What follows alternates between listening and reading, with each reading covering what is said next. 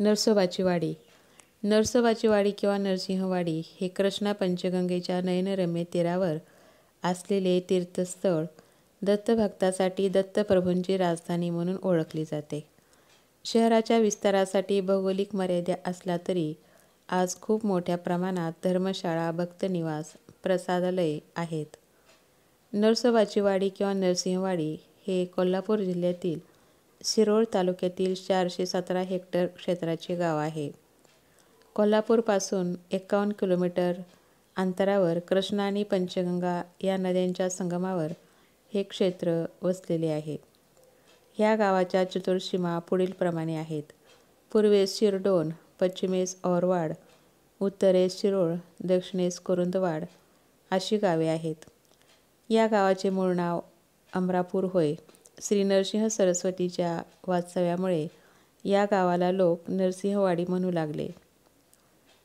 याच्या सर्वात जवळचे शहर कुरुंदवाड हे 3 किलोमीटर अंतरावर आहे. गावामध्ये शैक्षणिक सुविधा आहेत. गावात 5 शासकीय पूर्वप्राथमिक शाळा, 5 शासकीय प्राथमिक शाळा, 2 शासकीय कनिष्ठ माध्यमिक शाळा व 1 शासकीय माध्यमिक शाळा आहे. सर्वात जवळील उच्च माध्यमिक व पदवी महाविद्यालय कुरुंदवाड येथे 3 किलोमीटर अंतरावर आहे. सर्वात जवळील अभियांत्रिकी महाविद्यालय, वैद्यकीय महाविद्यालय, व्यवस्थापन संस्था व पॉलिटेक्निक जयसिंगपूर येथे 15 किलोमीटर अंतरावर आहेत. सर्वात जवळील अनौपचारिक प्रशिक्षण केंद्र इचलकरंजी येथे 12 किलोमीटर अंतरावर आहे.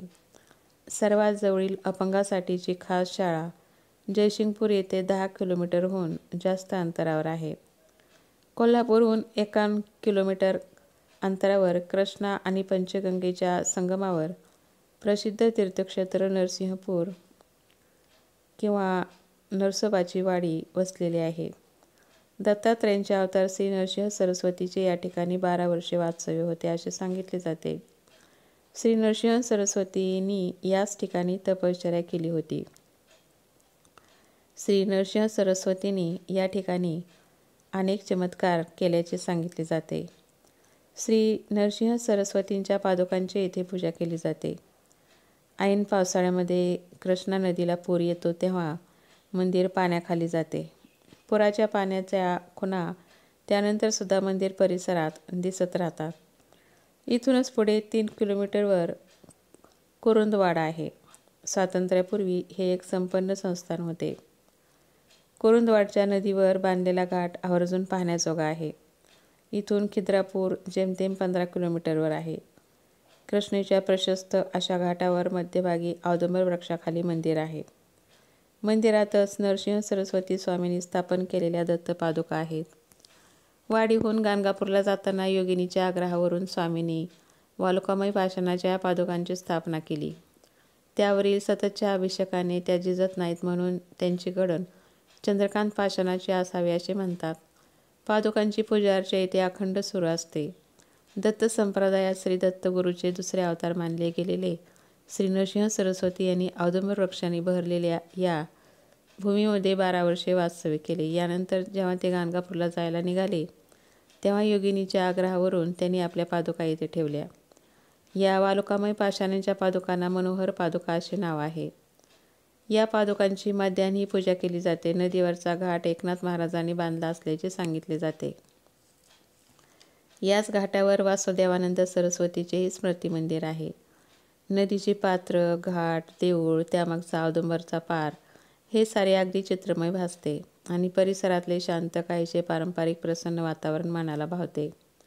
या मंदिराभोवती मोठा गोलाकार मंडप असून त्याला चारही बाजूंना विस्तृत व उंच खांब आहेत. मधोमध श्रीगुरु ज्या औदुंबर वृक्षाखाली बसत असत तो वृक्ष आणि त्याखाली कृष्णा नदी सन्मुख त्या मनोहर पादुका आहेत व त्यापुढे थोडी मोकळी जागा आहे. त्याच ठिकाणी पुजारी बसतात व आतील गाभाऱ्यातील पादुकांची पूजा करतात. या गाभाऱ्याचे दार अतिशय लहान आहे. पादुका ज्या सभागृहात आहेत त्याच्या दर्शनी भागावर चांदीचा अलंकृत पत्रा मढविला आहे. मधोमध गणेशपट्टी, त्यावर आजूबाजूला मयूर व जय विजय आहेत आणि त्यांच्या वरील बाजूस नरसिंह सरस्वती महाराजांची प्रतिमा उठवलेली आहे. पुजारी जेथे आसनस्थ होऊन पूजा करतात त्यांच्या एका बाजूला स्वयंभू श्री गणेशाची भव्य मूर्ती असून त्या मूर्तीचीही पूजा होते. सांप्रत उभे असलेले नरसोबावाडीचे हे मंदिर विजापूरच्या आदिलशहाने बांधले आहे. विजापूरच्या बादशहाच्या मुलीचे डोळे गेल्यामुळे तिला अंधत्व आले. तेव्हा बिदरच्या बादशहाच्या सांगण्यावरून आदिलशहानी नरसिंहवाडीस येऊन दत्त पादुकांचे दर्शन घेतले व नवस केला. पुजाऱ्याने जो अंगारा दिला तो बादशहाने आपल्या मुलीच्या डोळ्याला लावला असता तिला दृष्टी प्राप्त झाली. त्यामुळे बादशहास खूप आनंद झाला. बादशहाने कृष्णेच्या पैलतीरावरील औरवाड व गौरवाड ही 2 गावे देवस्थानच्या पूजा अर्चेसाठी इनाम दिली अशी नोंद आढळते. औरवाड म्हणजेच पूर्वीचे अमरापूर या गावाचा उल्लेख गुरुचरित्रामध्ये येतो. या गावात अमरेश्वराचे प्राचीन मंदिर आहे. नरसोबाच्या वाडीचे मंदिर विजापूरच्या मुसलमान बादशहाने बांधले असल्याने त्यावर कळस नाही. हे मंदिर म्हणजे एक लांबट आकाराची उंच अशी वास्तू आहे आणि त्यासमोरील खांब आहेत. तसेच त्यासमोरील संत वाहणाऱ्या कृष्णेच्या विस्तीर्ण घाट आहे. नरसोबाच्या वाडीचा उल्लेख अमरापूर या नावाने गुरुचरित्रात आला आहे. त्यामुळे हे ठिकाण दत्तभक्ताच्या दृष्टीने महत्त्वाचे मानतात. इथे नरसिंह सरस्वतीच्या मंदिराव्यतिरिक्त रामचंद्र योगी यांची समाधी आहे. याशिवाय नारायण स्वामी, काशीकर स्वामी, गोपाल स्वामी, मौनी स्वामी, श्री महात्मा पाटील महाराज इत्यादींची समाधी मंदिरे आहेत. श्री नरसिंह सरस्वती स्वामी दत्तदेवाचे मंदिर महाराष्ट्रातील कोल्हापूर जिल्ह्यातील नरसिंहवाडी येथे आहे. ते सांगलीपासून 30 किलोमीटर अंतरावर आहे. श्री नरसिंह सरस्वती स्वामी औदुंबर वृक्षाने भरलेल्या या भागात 12 वर्षे राहिले आणि त्यांनी या प्रदेशाची भरभराट केली. श्री नरसिंह सरस्वती औदुंबर येथे चातुर्मास संपवून प्रयाण करत असताना या ठिकाणी पोहोचले. कृष्णा आणि पंचगंगा यांचा संगम आणि औदुंबर वृक्षाच्या घनदाट जंगलामुळे या ठिकाणी नैसर्गिक सौंदर्य आणि स्फूर्तिदायक दृश्य आहे. स्वामींनी स्थापन केलेल्या पादुका त्या मंदिरात आहेत. पंचगंगा सागर जो शिव, भद्रा, कुंभी, भगवती आणि सरस्वती या 5 नद्यांचा संगम आहे, जिथे त्या सर्व कृष्णा नदीत विलीन होतात. गुरुचरित्राच्या 18व्या अध्यायात सांगितले आहे, श्री नरसिंह सरस्वती यांनी पंचगंगा सागराला भेट दिली.